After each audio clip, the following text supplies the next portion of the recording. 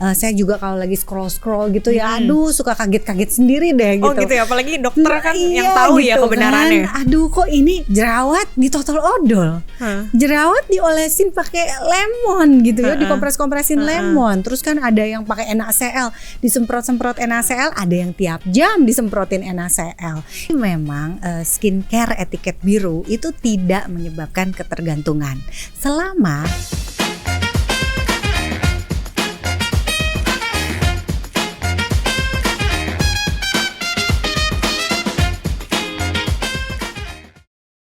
Gak berasa ya dok, tadi kita ngobrol.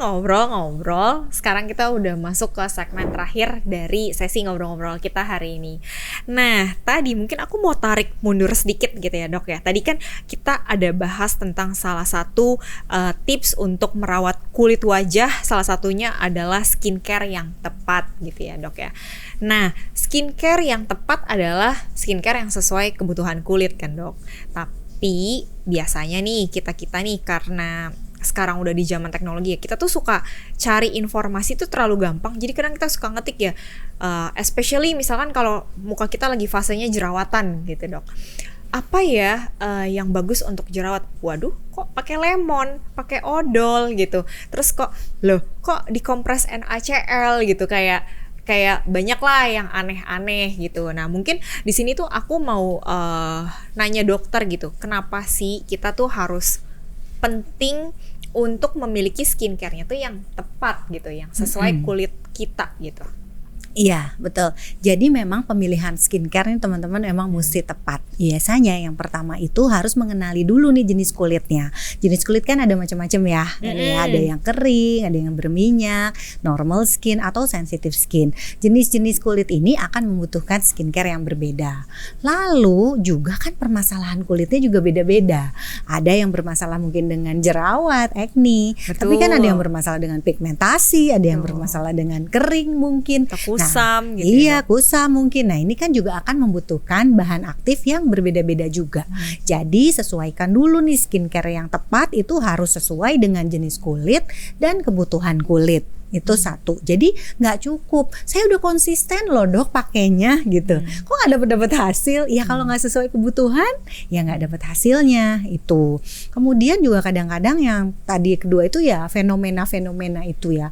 Fenomena seperti kan sekarang saya juga kalau lagi scroll gitu ya, aduh suka kaget-kaget sendiri deh gitu. Oh gitu ya, apalagi dokter kan yang tahu gitu ya kebenarannya. Kan. Aduh kok ini jerawat ditotol odol.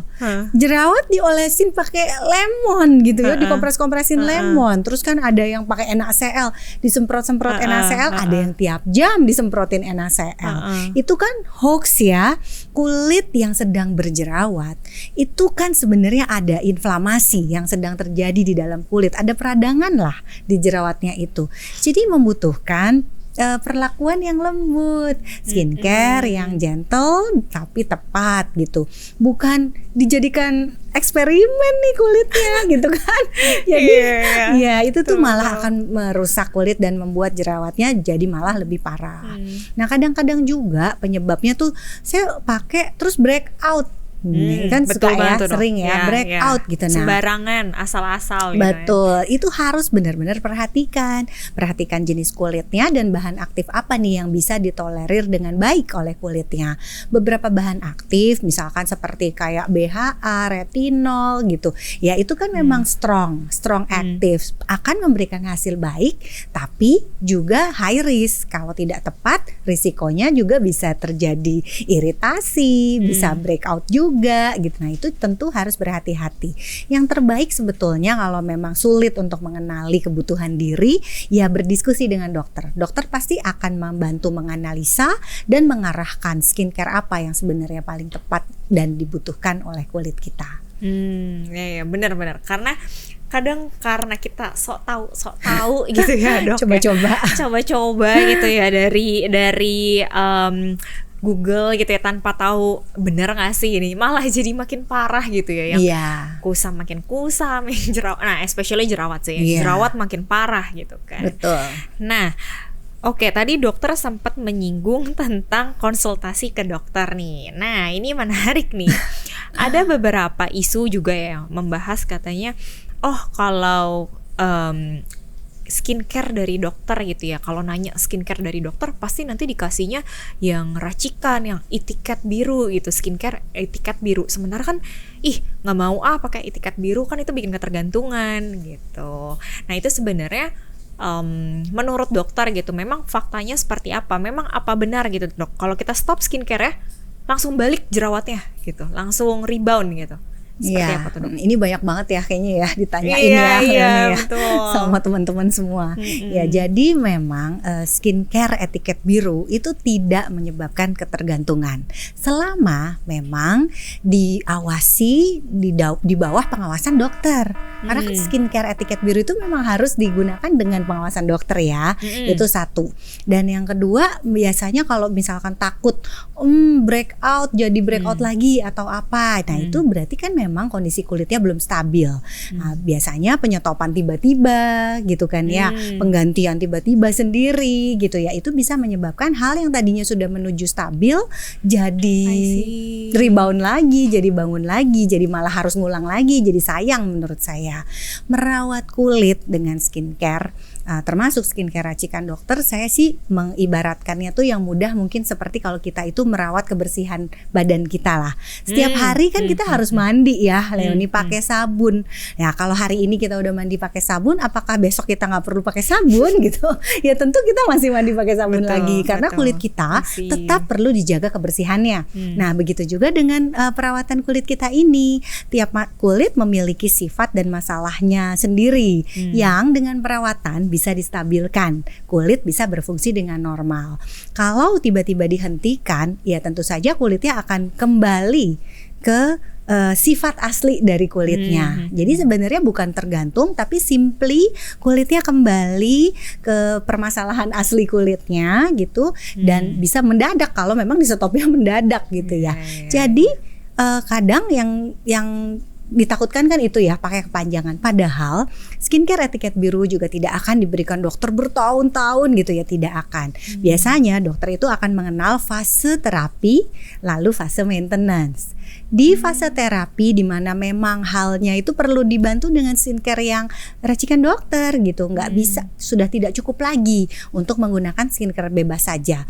Nah itu dokter akan meresepkan dengan mengawasi pemakaiannya sampai kulitnya stabil, sehat. Setelah kulit sehat, dokter juga akan memandu bagaimana caranya supaya tetap aman dan efektif. Jadi biasanya skincare racikan tetap dipakai, tapi nanti dokter akan mulai ajarin nih gimana caranya.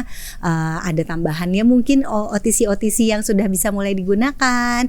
Kemudian dosingnya dari skincare racikannya akan diatur, yang sudah yang ringan-ringan saja, untuk terus mempertahankan kulitnya pada kondisi yang tetap sehat dan stabil. Ya.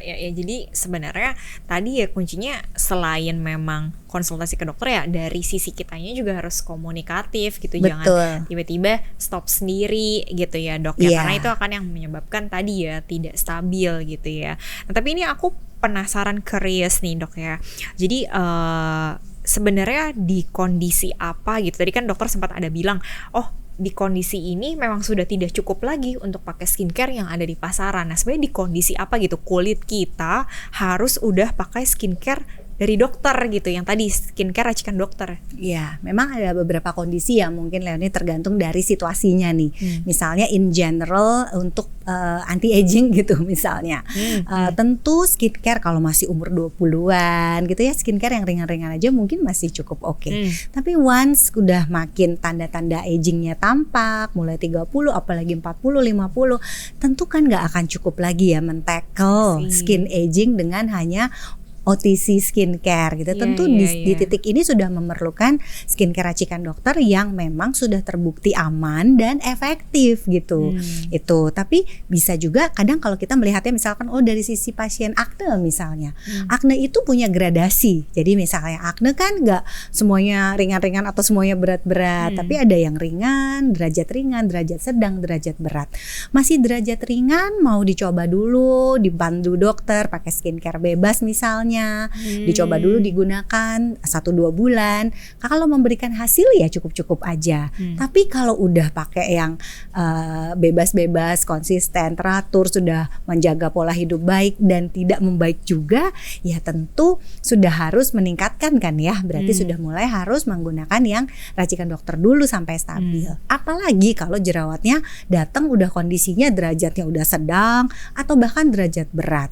Dengan malah kita tidak cepat menggunakan skincare yang diracik dokter, itu kita malah memperlama proses pengobatan kita sendiri. Dan semakin lama proses pengobatan, maka semakin tinggi juga risiko untuk ada bekas permanennya. Kalau dalam hal jerawat misalnya jadi scar, itu yang paling ditakuti ya. Betul. Jadi jangan tunda. Kalau memang misalnya sudah indikasi untuk menggunakan krim dari dokter, gunakan dulu. Jerawat akan cepat stabil dan risiko scar yang permanen akan lebih minimal. Jadi seperti itu ya teman-teman penonton di sini ya. Jadi tadi tuh aku yang nangkep adalah nggak harus selamanya pakai krim dokter gitu. Bahkan dari dokter Dian sendiri bilang nggak selamanya, ada fase-fasenya, dan yang mana kalau di RH kayak kita tahu gitu kan ya, skincare racikan dokter ini kan banyak banget nih variannya. Kalau aku pernah sempat nanya-nanya ngobrol gitu ya sama tim kliniknya, ternyata ada lebih dari 100 gitu personalized krim racikan dokter yang ada di RH untuk merawat pasien-pasiennya RH gitu.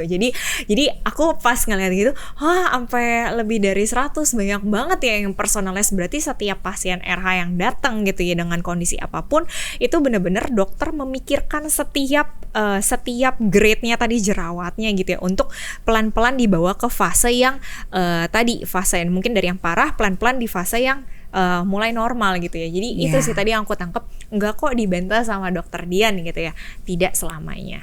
Oke, terima kasih dokter Dian. Jadi teman-teman jangan asal percaya dengan berita-berita atau misalnya konten-konten di Google yang tanpa klarifikasi atau konsultasi dulu dengan dokter atau ahlinya gitu ya, yang biasanya teman-teman percaya gitu.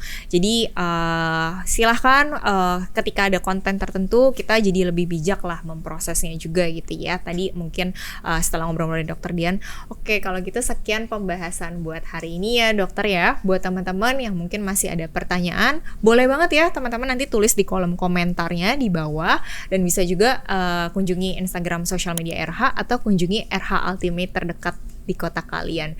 Jangan lupa share, like, and comment. Bye bye, see you di episode selanjutnya.